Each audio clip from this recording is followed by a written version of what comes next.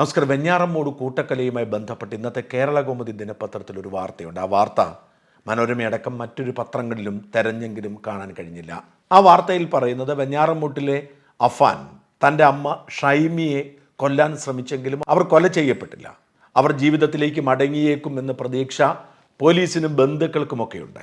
അവർ ജീവിതത്തിലേക്ക് മടങ്ങി വരിക എന്നത് ഈ കേസിൽ അതിനിർണായകമാണ്. കാരണം ഈ കേസിൽ വേറൊരു സാക്ഷിയുമില്ല. കേസിൽ ഏറ്റവും പ്രധാനപ്പെട്ട കാര്യങ്ങളിൽ ഒന്ന് സാക്ഷി ഉണ്ടാവുക എന്നതാണ്. വാസ്തവത്തിൽ ഈ കേസ് ശാസ്ത്രീയമായി തെളിയിക്കാൻ പ്രയാസമൊന്നുമില്ല. കാരണം ഒരു തെളിവും പ്രതി നശിപ്പിച്ചിട്ടില്ല.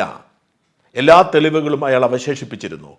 കൊന്ന ചുറ്റിക പോലും ചോരയോടുകൂടി അവിടെ ഇരിപ്പുണ്ട്.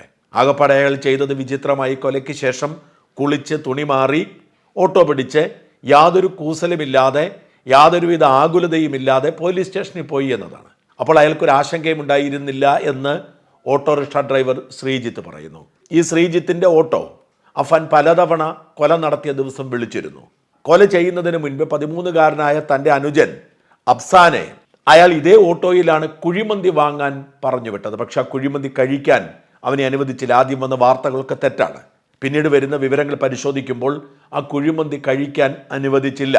വാസ്തവത്തിൽ സ്കൂൾ വിട്ട് വന്ന് അവനെ കുഴിമന്തി കഴിക്കാൻ വിടുന്നത് തൻ്റെ കാമുകിയെ കൂടി കൊലപ്പെടുത്തിയതിന് ശേഷം അഫ്സാനെ കൊല്ലുക എന്ന ലക്ഷ്യത്തിലായിരുന്നു. അതിൻ്റെ വിശദാംശങ്ങൾ ഇന്ന് പത്രങ്ങളിലൊക്കെ കാണുമ്പോൾ അല്പം ഭയം തോന്നുന്നുണ്ട്. കുഴിമന്തി പ്രിയനാണ് അനുജൻ. തൻ്റെ പ്രിയപ്പെട്ട ചേട്ടൻ തന്നോട് സ്കൂൾ വിട്ട് വന്നപ്പോൾ തന്നെ കുഴിമന്തി കഴിച്ചോളാൻ പറഞ്ഞതിൻ്റെ ഒരു ആവേശത്തോടെയാണ് അവനത് വാങ്ങിക്കൊണ്ട് വന്നത്. പക്ഷേ പോലീസ് പിന്നീട് പറയുന്നത് ഇത് കഴിച്ചില്ല എന്ന് മാത്രമല്ല, അവൻ്റെ സ്കൂൾ ബാഗൊക്കെ വീടിന് പുറത്ത് കിടപ്പുണ്ടായിരുന്നു എന്നാണ്. ഒരുപക്ഷെ അവനെ ബലം പിടിച്ച് അകത്തേക്ക് കയറ്റി തലയ്ക്കടിച്ച് കൊന്നതാവാം. അതവിടെ നിൽക്കട്ടെ. കേരളകൗമുദി ദിനപത്രം എഴുതുന്നു, മജിസ്ട്രേറ്റ് മൊഴിയെടുക്കാൻ വന്നപ്പോൾ, മരണമൊഴി എന്ന് വേണമെങ്കിൽ പറയാം, മജിസ്ട്രേറ്റ് മൊഴിയെടുക്കാൻ വന്നപ്പോൾ ഉമ്മ പാതിബോധത്തിൽ പറഞ്ഞത് താൻ കട്ടിലിൽ നിന്ന് വീണതാണ് എന്നാണെന്നാണ്. അതായത് മകൻ തന്നെ തലയ്ക്കടിച്ചെന്നോ മകൻ തന്നെ കൊലപ്പെടുത്താൻ ശ്രമിച്ചെന്നോ ആ ഉമ്മ പറഞ്ഞിട്ടില്ല എന്നാണ് കേരളകൗമുദി എഴുതിയിരിക്കുന്നത്. മറ്റൊരിടത്തും ആ വാർത്തയില്ല. വാസ്തവത്തിൽ ഉമ്മയുടെ നില ഗുരുതരമാണെന്നും അവർ ജീവിതത്തിലേക്ക് തിരിച്ചു വരും എന്ന കാര്യത്തിൽ ഒരു ഉറപ്പുമില്ലെന്നും ഒക്കെ പത്രവാർത്തകളുണ്ട്. ഒരുപാട് തവണ ഉമ്മയുടെ തലയ്ക്ക് അവൻ അടിച്ചിരുന്നു. അവരുടെ തലയ്ക്ക് 13ഓളം കുത്തിക്കെട്ടുകളുണ്ട്. ക്ഷമയുടെ പല്ലുകൾ തകർന്നിരിക്കുന്നു. കണ്ണിന് താഴെയുള്ള എല്ലൊടിഞ്ഞിരിക്കുന്നു. അവർക്ക് നന്നായി സംസാരിക്കാനോ പൂർണ്ണമായും വാ തുറക്കാനോ ഒന്നും കഴിയില്ല. അവർക്ക് ബോധം തെളിയാറുണ്ടെന്നും അവർ സംസാരിക്കാറുണ്ടെന്നുമാണ് കേരളകൗമുദി പറയുന്നത്. അങ്ങനെ കൊടുത്ത മൊഴിയിൽ മജിസ്ട്രേറ്റിനോട് പറഞ്ഞു, ഞാൻ കട്ടിലിൽ നിന്ന് വീണതാണ്, എൻ്റെ ഇളയ മകന് സുഖമാണോ, അവൻ എവിടെയാണ്, അവനെ കൊണ്ടുവരാമോ, അവനെ നോക്കണം എന്നുമ്മ പറഞ്ഞു എന്നാണ് വാർത്ത. ഇത് ശരിയാണോ എന്നെനിക്കറിയില്ല. ശരിയാണെങ്കിൽ നമ്മൾ ചർച്ച ചെയ്യേണ്ട ഒരു കാര്യമുണ്ട്. അവർക്കിപ്പോഴും അറിയില്ലായിരിക്കാം ആരെയൊക്കെ കൊന്നുവെന്നത്. 23-കാരനായ തൻ്റെ മകൻ ആരെയൊക്കെയോ കൊന്നു കളഞ്ഞിരിക്കുന്നു. ബന്ധുക്കളെ, പ്രിയപ്പെട്ട ബന്ധുക്കളെ പലരെയും കൊന്നു കളഞ്ഞിരിക്കുന്നു. ഒരുപക്ഷെ ഉമ്മ ഇതൊന്നും അറിയില്ല. കാരണം ആദ്യം കൊല്ലാൻ ശ്രമിച്ചത് ഉമ്മയാണെന്ന് പറയുന്നു. പല പത്രങ്ങളും പല റിപ്പോർട്ടുകളാണ്. മനോരമയിൽ നിന്ന് വായിച്ചത് ഉമ്മയുടെ കഴുത്തിൽ ഷാള് വെച്ച് വലിച്ചു മുറുക്കി എന്നിട്ട് മരിച്ചു എന്ന് വിശ്വസിച്ച് ഇട്ടതാണ്. പിന്നീട് തിരിച്ചു വന്നപ്പോൾ ഞരക്കം കേട്ടിട്ട് ചുറ്റിക കൊണ്ട് തലയ്ക്കടിച്ചെന്നാണ്. അതും 8 മുതൽ 25 തവണ വരെയാണ് മിക്കവരെയും അടിച്ചു കൊല്ലാൻ ഉപയോഗിച്ചത് എന്നാണ് പത്രവാർത്തകൾ പറയുന്നത്. അതുകൊണ്ട് ഒരുപക്ഷെ ഉമ്മയ്ക്ക് അറിയില്ലായിരിക്കും മറ്റാളുകൾ കൊല്ലപ്പെട്ട വിവരം, പ്രത്യേകിച്ച് തൻ്റെ പ്രിയപ്പെട്ട ഇളയ മകൻ കൊല്ലപ്പെട്ട വിവരം. ഇതൊന്നും ഉമ്മയ്ക്ക് അറിയില്ലായിരിക്കും. അതുകൊണ്ടാവാം ഉമ്മ അവനെ രക്ഷിക്കുക എന്ന ലക്ഷ്യത്തോടു കൂടി ഇങ്ങനെ മൊഴി കൊടുത്തത്. അതെന്തുമാവട്ടെ, നമ്മളിവിടെ തിരിച്ചറിയേണ്ട ഒരു കാര്യം മാതൃവാത്സല്യം തന്നെയാണ്. ഉമ്മ അങ്ങനെ ചെയ്യുന്നത് ശരിയാണോ, അത് ധാർമ്മികമാണോ, തൻ്റെ മകനാണെങ്കിലും നീതിക്ക് വേണ്ടി നിൽക്കണ്ടേ എന്നുള്ള ചോദ്യമൊക്കെ വേണേ ഉന്നയിക്കാം. 1/4 നൂറ്റാണ്ട് മുമ്പ് എൻ്റെ മനസ്സിൽ തങ്ങിയൊരു വാർത്തയുണ്ട്. ഒരു ബാങ്ക് കൊള്ളയടിക്കുന്ന ഒരു മകൻ. ഈ പണം അവൻ കൊള്ളയടിച്ചിട്ട് പട്ടാപ്പകലാണ്. ആരാണ് കൊള്ളയടിച്ചതെന്ന് അറിയാം. ഇന്നത്തെ പോലെ CCTV ഒന്നുമില്ല. നമ്മുടെ നാട്ടിൽ സംഭവിച്ചതാണ്. എനിക്കിപ്പോഴും അമ്മയുടെ പേരുണ്ട്, പ്രസന്ന എന്നാണ് അമ്മയുടെ പേര്. കൊല്ലം SN കോളേജിൽ പഠിപ്പിക്കുകയായിരുന്നു അവർ. ഞാൻ അന്ന് അവരുടെ ഇൻ്റർവ്യൂ എടുത്തിട്ടുണ്ട്. 25 കൊല്ലം മുമ്പാണ്. അവരോട് ഞാൻ സംസാരിച്ചിട്ടുണ്ട്. ഞാനതിൻ്റെ വിശദാംശങ്ങളിലേക്ക് പോവാതാണ് പറയുന്നത്. അന്ന് മകൻ ബാങ്കിലെ പണം കൊള്ളയടിച്ച് വീട്ടിൽ കൊണ്ടുവച്ചത് അമ്മ കണ്ടു. ഇത്രയും പണം മകന് കിട്ടാൻ വഴിയൊന്നുമില്ല എന്ന് തിരിച്ചറിഞ്ഞപ്പോൾ അമ്മയ്ക്ക് തോന്നി. പത്രത്തിൽ വാർത്ത വന്നിരുന്നു ഇവിടെ ഒരു ബാങ്ക് കൊള്ളയെക്കുറിച്ച്. ഒരു പക്ഷേ തൻ്റെ മകനാണെങ്കിലോ എന്നോർത്ത് പോലീസിനെ വിളിച്ച് ആ അമ്മ പറഞ്ഞു എന്ന വാർത്തയാണ്. അമ്മ എന്ന് വലിയ ഹീറോയായിരുന്നു. അതാണോ ശരി, അതോ തൻ്റെ മകൻ തന്നെ കൊലപ്പെടുത്താൻ ശ്രമിച്ചിട്ടും അത് മറച്ചു വയ്ക്കാൻ ശ്രമിക്കുന്നതാണോ ശരിയെന്നുള്ള ചോദ്യമൊക്കെ പ്രസക്തമാണ്. പക്ഷെ നമ്മൾ മാതൃവാത്സല്യത്തെ കാണാതെ പോവരുത്.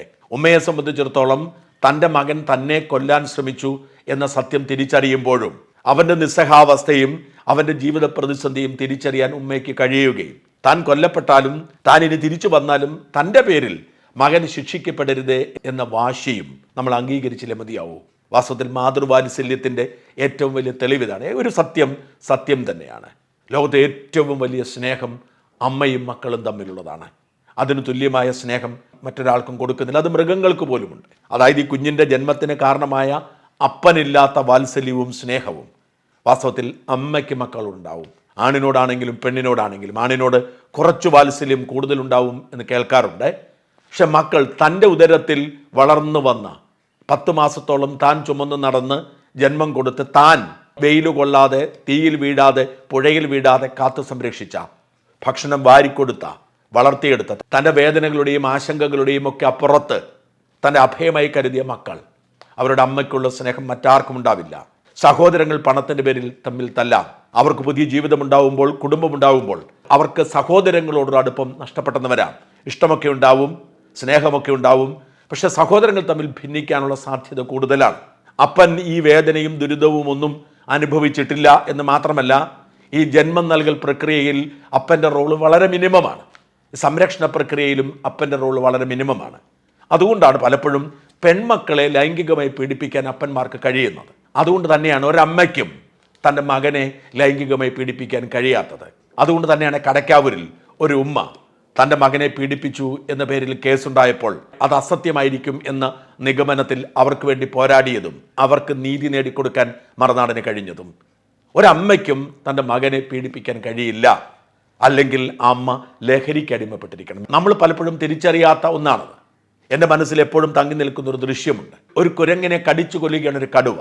അതിനുശേഷമാണ് കടുവ തിരിച്ചറിയുന്നത് ഈ കുരങ്ങ് ഈ അടുത്ത കാലത്ത് പ്രസവിച്ചതാണ്. തൻ്റെ കുഞ്ഞിനെ ചേർത്ത് പിടിച്ചിരിക്കുകയായിരുന്നു ആ കുരങ്ങമ്മയെന്ന്. ആ കടുവ തകർന്നുപോയി. ആ കുഞ്ഞിനെ നക്കി തുടച്ച് അത് വീഴാതിരിക്കാൻ അതിനെ സംരക്ഷിക്കുന്ന ചില ദൃശ്യങ്ങൾ, അതിനെ എടുത്തുകൊണ്ടുപോയി സംരക്ഷിക്കുന്ന ചില ദൃശ്യങ്ങൾ ഞാൻ കണ്ടത് ഇപ്പോഴും മനസ്സിലുണ്ട്. ഇതാണ് അമ്മയുടെ വാത്സല്യം എന്ന് പറയുന്നത്. അമ്മ ലഹരിക്ക് അടിമപ്പെട്ടാൽ ഒരുപക്ഷെ എന്തെങ്കിലും പ്രവൃത്തി ചെയ്യാം, പക്ഷെ അല്ലെങ്കിൽ സാധ്യമല്ല. ഇത്രയും അസാധാരണമായ സ്നേഹം, വാത്സല്യം മറ്റൊരിടത്തുമില്ല. അതുകൊണ്ടാണ് ഈ ഉമ്മ തൻ്റെ മകൻ തന്നെ കൊല്ലാൻ ശ്രമിച്ചിട്ടും അത് തുറന്നു പറയാൻ ആഗ്രഹിക്കുന്നില്ല.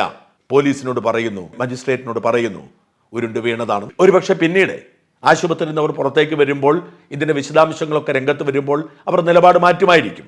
കാരണം വാത്സല്യമുണ്ടെങ്കിൽ പോലും തൻ്റെ വാത്സല്യം കൊണ്ട് മകനെ സംരക്ഷിക്കാൻ കഴിയില്ല എന്നത് മാത്രമല്ല, തൻ്റെ മകൻ ചെയ്തിരിക്കുന്ന ക്രൂരകൃത്യം കേവലം തന്നെ കൊല്ലാൻ ശ്രമിച്ചു എന്നതിനപ്പുറത്തേക്ക് തൻ്റെ കുടുംബം മുഴുവൻ തകർത്തുകൊണ്ട് താൻ ഏറെ പ്രിയപ്പെട്ട മകനെ കൊന്നുകളഞ്ഞിരിക്കുന്നു, ഒരു പെൺകുട്ടിയെ കൊന്നുകളഞ്ഞിരിക്കുന്നു, ഉമ്മൂമ്മയെ കൊന്നുകളഞ്ഞിരിക്കുന്നു, തൻ്റെ ഭർത്താവിൻ്റെ സഹോദരനെയും ഭാര്യയെയും കൊന്നുകളഞ്ഞിരിക്കുന്നു. ആ ഒരു കൊടും ക്രൂരതയ്ക്ക് കൊടിപിടിക്കാൻ സാധിച്ചെന്ന് വരില്ല. പക്ഷേ ഇപ്പോൾ ആശുപത്രിയിൽ നിന്നും ബോധം കിട്ടിയപ്പോൾ അവർ ഇളയ മകനെ തിരയുന്നതിനൊപ്പം മൂത്ത മകനെ കുറ്റവിമുക്തനാക്കാൻ വേണ്ടി കൊടുത്ത മൊഴി അത് മാതൃവാത്സല്യത്തിൻ്റെ ഉദാഹരണവും തെളിവും തന്നെയാണ്. ആരെല്ലാം നിഷേധിച്ചാലും എപ്പോഴും യാഥാർത്ഥ്യമായി നിൽക്കുന്ന മാതൃവാത്സല്യത്തിൻ്റെ ഉദാഹരണം.